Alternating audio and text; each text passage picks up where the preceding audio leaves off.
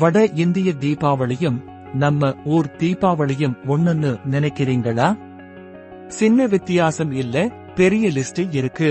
தமிழ்நாடுல அதிகாலையில எண்ணெய் தேய்ச்சு நரகாசுரனை அழிச்ச கிருஷ்ணரை கொண்டாடுறோம். ஆனா வடக்கில அமாவாசை இரவுல விளக்கேத்தி ராமர் திரும்பி வந்ததை கொண்டாடுறாங்க. காலையில மருந்து சாப்பிட்டு பலகாரம் செஞ்சு காலையிலேயே பட்டாசு வெடிக்கிறது நம்ம ஸ்டைல். அங்கேயோ லட்டு பர்ஃபின்னு ராத்திரி முழுக்க லட்சுமி பூஜை பண்ணி கொண்டாடுவாங்க. இது ஒரு நாள் திருவிழா. நமக்கு வாசல்ல கோலம் மட்டும் போதும், ஆனா அவங்களுக்கு 5 நாள் திருவிழா. வீடு முழுக்க ரங்கோலி, பூ அலங்காரம் களைகட்டும் ரொம்ப முக்கியம். நம்ம ஊர்ல பலரும் அசைவ பிரியரா மட்டன் குழம்போடு தீபாவளியை ஆரம்பிக்கிறாங்க. ஆனா வடக்கில சுத்தமான சைவ உணவுதான். அங்க அசைவம் கிடையவே கிடையாது.